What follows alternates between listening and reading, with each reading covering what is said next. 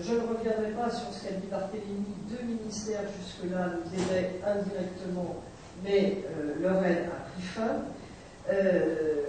Nous avons aussi un financement régulier de la part du Luxembourg, que je tiens à remercier. Et puis, notre secrétaire général s'est beaucoup démené ces dernières années pour que nous ayons, alors non plus des subventions, mais des aides pour études qui avaient été importantes l'année dernière, qui sont inexistantes cette année, parce que les entreprises qui aident pour études ont été frappées de plein fouet par la crise. Ce que nous appelons aide pour études, c'est en particulier toute la recherche OHADA. Ce qui est quand même paradoxal, parce qu'en somme, cette année, en 2009, toute la recherche OHADA a été financée sur les fonds propres de l'association, sans aucun autre financement. Nous ne pourrons pas vivre comme cela longtemps. J'ai mis, comme on le dit familièrement, quelques noisettes de côté, en bon écureuil, mais les noisettes sont dévorées et ne dureront pas longtemps. Alors, quand même, une bonne nouvelle qui n'est pas dans le rapport financier, parce que le secrétaire général et moi-même nous l'avons apprise la veille du départ, l'Association française de développement, l'AFD, qui est financée sur fonds publics, a décidé de verser une importante somme pour aider à cette recherche OHADA. Ce qui semble important, parce que c'est ça l'action aussi vivante de l'IDEF. Ce ne sont pas seulement les congrès qui nous permettent de nous retrouver de temps en temps entre amis, mais c'est aussi l'action au quotidien, l'action qui fait vivre le droit. Donc nous espérons vivement que cet exemple donné par l'AFD nous permettra d'être encouragés par d'autres organismes et pouvoir continuer ce type d'action. Vous le verrez dans le rapport financier, les dépenses sont minimes, tout simplement parce qu'effectivement, nous avons décidé de faire très attention compte tenu de la situation tendue. Et j'espère un jour, en tant que trésorier et rapporteur financier, pouvoir vous donner des bonnes nouvelles. Nous pouvons tous l'espérer. En tout cas, si elles ne sont pas meilleures, au moins qu'elles soient bonnes. Voilà, je vous rappelle donc que votre association vit par vous et que votre soutien est absolument indispensable. Merci.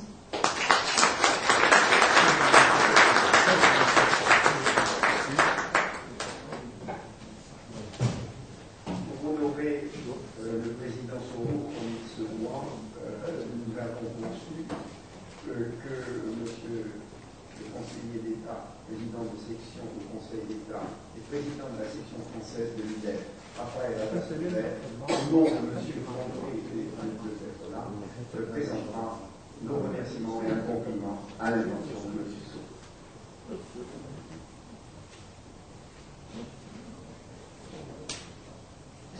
Monsieur le Président, chers amis, comme vient de le dire le professeur Macana, il me revient, en tant que président de la section française de l'IDEF, de rendre publiquement hommage au président Soro au moment où s'achèvent ces 12 années de mandat à la présidence de l'IDEF. Alors, à dire vrai, comme on l'a dit également, il aurait été infiniment plus prestigieux que cet éloge soit prononcé par l'ambassadeur Alain Planté. L'ambassadeur Alain Planté est en effet celui qui a eu, je veux dire, une idée de base, qui a été à l'origine de la création de l'IDEF, l'idée qu'il a communiquée, qu'il a présentée au général de Gaulle, il a accepté, et c'est ensuite que, c'était en 1962, c'est ensuite que René Cassin pris la présidence de l'IDEF.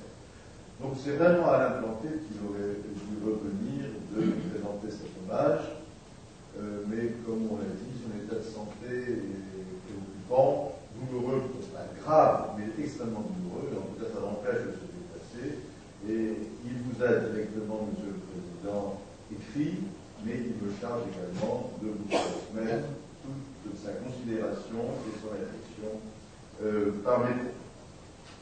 Alors, j'ai effectivement été chargé de regarder dans la biographie de M.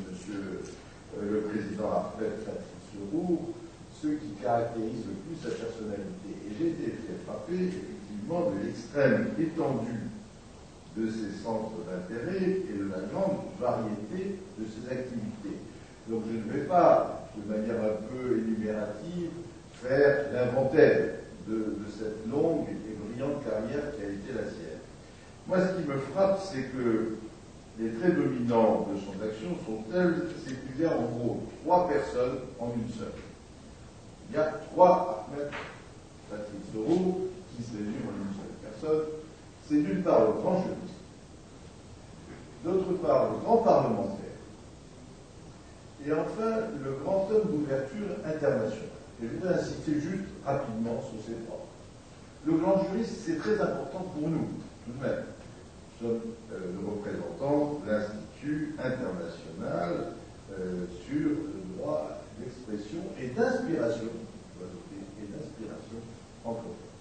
Bien sûr, quand je dis d'avoir été formé à la double culture. C'est ce que j'ai découvert, puisque non seulement il a été formé au Caire, à la tradition sans doute civiliste, qui est chère au président McConnell et à moi-même, mais également il est allé aux États-Unis et à l'Université de Michigan, il a certainement appris des éléments liés au common law. Donc il a une base dans les deux ensembles, et ensuite il a été magistrat, puis avocat et professeur de droit criminel. Seulement, c'est un professeur de droit criminel particulier. Alors, il a publié 2 tomes de droit criminel, de code pénal, il a écrit des articles extrêmement importants, mais c'est un professeur de droit criminel qui est passionné de droit de l'homme. Et ça, ce mélange des deux n'est pas toujours fréquent. Spécialiste de droit criminel, mais qui ne se préoccupe pas trop des droits de l'homme, et il y a les deux ensemble. Et quand on regarde certains des articles qu'il a publiés, je vois par exemple garantie constitutionnelle des droits des accusés, je vois la Constitution en tant qu'instrument de protection, et même il s'est intéressé plus récemment à la protection de l'environnement en droit criminel. Donc des ouvrages qu'il a écrits, des articles qu'il a fait, montrent bien ce double intérêt, une très grande compétence en matière de droit criminel, de droit pénal, un grand pénaliste, mais un pénaliste qui est passionné de droit de l'homme. Et dans l'université, il n'a pas seulement été professeur, doyen, vice-recteur et président du Conseil suprême des universités. Donc voilà, un vrai universitaire juriste tel que nous les respectons, et je suis heureux à ce titre de lui rendre un premier hommage. Puis il y a un deuxième président Soro qui est l'homme politique et le parlementaire. Alors, il a été ministre de l'Éducation, et c'est intéressant de savoir qu'il a été ministre de l'Éducation pendant 4 années, et il a bien senti que l'éducation était probablement la clé du développement de son pays. Il a écrit un rapport sur justement la vision stratégique de l'avenir de l'éducation, et c'est un ministère auquel il s'est très profondément investi, mais justement, il était par ailleurs universitaire, il savait l'importance de la formation des jeunes générations. Et puis tout le monde sait qu'il a été, depuis 87, je crois, président de l'Assemblée nationale, 90 président de l'Assemblée nationale, c'est, comme on dit en français, c'est un bail, mais en tout cas, cette présidence montre la confiance d'abord que lui fait le président Moubarak, c'est incontestable, mais la confiance aussi de ses collègues parlementaires qui font que finalement, maintenant, le nom de M. Patrice Roux est très étroitement lié à l'institution parlementaire de l'Égypte. Et puis, il y a un troisième homme qui est l'homme d'ouverture internationale. Quand on fait l'inventaire de toutes les organisations